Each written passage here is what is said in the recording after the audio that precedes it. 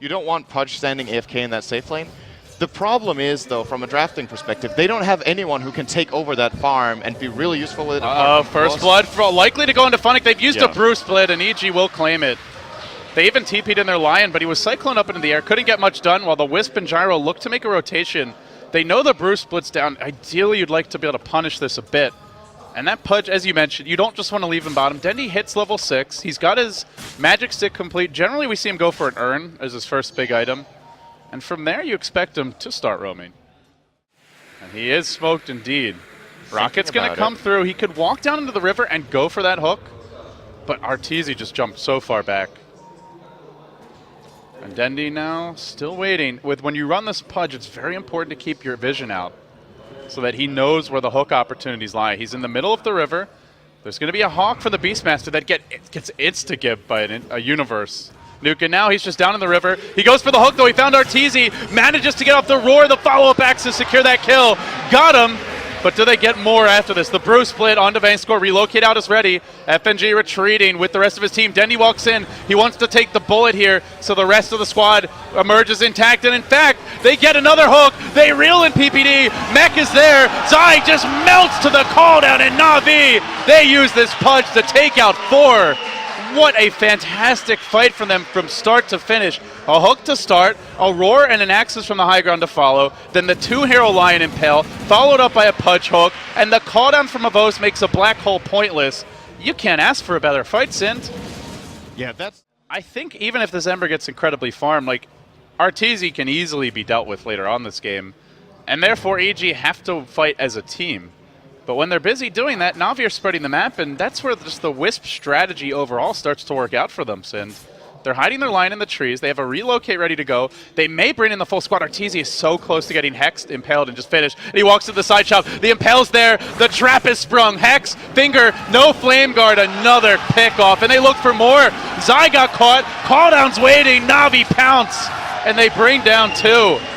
Man, they are bringing their killer instinct to this opening game of the set. Incredible patience there from FNG. He stood in here for a good 45 seconds, I think. And even when the Enigma came forward, at this spot, he was just waiting.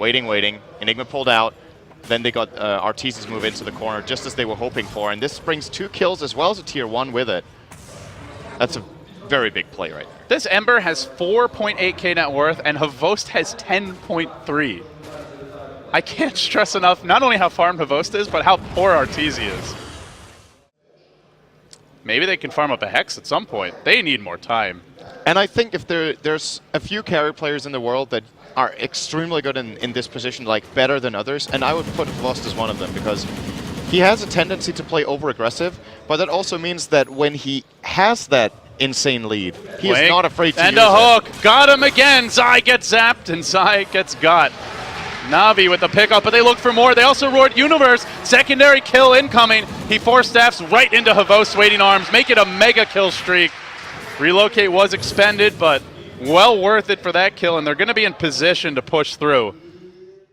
And I mean, sure, you've used your black hole, but I don't think Na'Vi want to push this until the Beastmaster is there, so it's more breathing room. Arteezy is now starting to get quite a bit of bank, and I think if you're Arteezy right now, you go into the Daedalus right away, and you get 2 of them, probably. Okay, he doesn't have 1 yet, but considering how poor he's been, yeah, he's reeled him before. Oh no, reeled him in. You just keep on waiting with this Pudge. Finally, the opportunity strikes, and it's not just him. It's a double for Havost.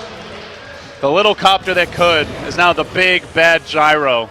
And he surges forward with the tier 3 falling. Na'Vi, I mean, none of us gave them a huge shot after how questionable they looked in the tiebreakers.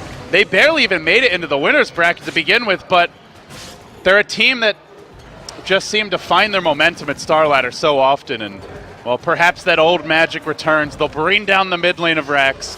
They head towards top. There's still no black hole. For a solid 70 seconds, there's no glyph available. The brew split will be ready. The Ember has bought a Daedalus. They know they have to fight now, but it's such a tall order. Havost will be caught out. There's actually no mana for a relocate. That could be a slight issue for VANSKOR if Havost gets burst down, but he got off a single flak. That's almost all his HP down. The 4-staff used defensively to get him out. They may want to just send VANSKOR to get some mana here. He gets changed again. They continue to slowly pursue, but Havost tries to lifesteal creeps. They're slowly closing. He still has that BKB lurking. Impale attempted by FNG. They did not want to let their copter go down, and now they continue to retreat. Arteezy marching in. EG feeling a little bit desperate to make a play, but they just can't do it.